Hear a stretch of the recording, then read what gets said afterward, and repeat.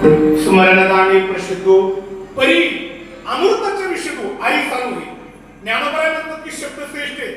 पण ते शब्द मात्र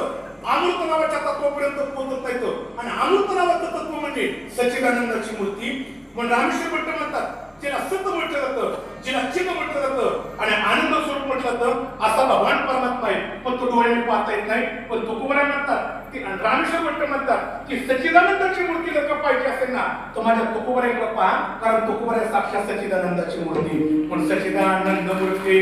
आणि पाठीमागे शब्द आला आरती तुकारामा स्वामी सद्गुरुदामा स्वामी नावाचा शब्द आणि सद्गुरु नावाचा शब्द फक्त व्याख्या करतो पुढे जातो स्वामी स्वामी स्वामी स्वामी कुणाला म्हणावा मी स्वामी शब्दाच्या दोन व्याख्या करेन ऐका पहिला स्वामी कुणाला म्हणावा ऐका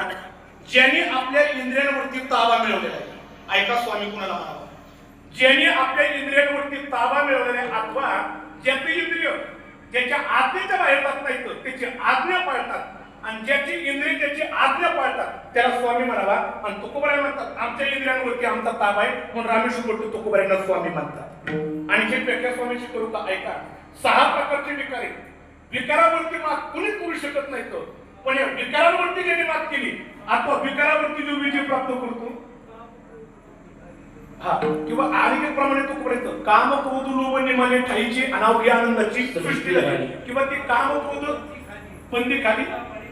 दिले दोन्ही वा वा ते दलील आम्ही झालो बसावे वा वा वा महाराज म्हणतात की ज्याने आपल्या इंद्रियांवरती अथवा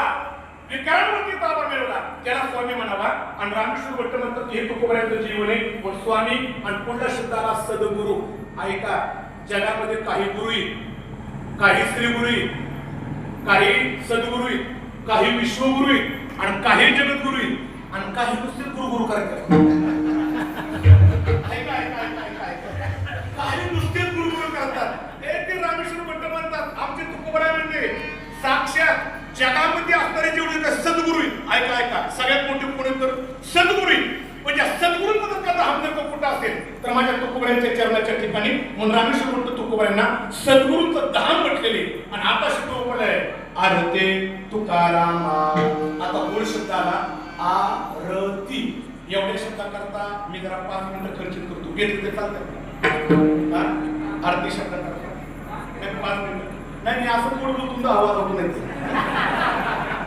एक 5 मिनिटं घेतो आरती शब्दाकरता आरती म्हणायची तरी कशाला 2 नंबर आरती करायची कुणाची आणि 3 नंबर प्रश्न आरती नेमकी त्यांचीच का करायची मी 3 प्रश्न केले पहिला प्रश्न केला आरती कुणाला म्हणावा त्याला खरं सांगू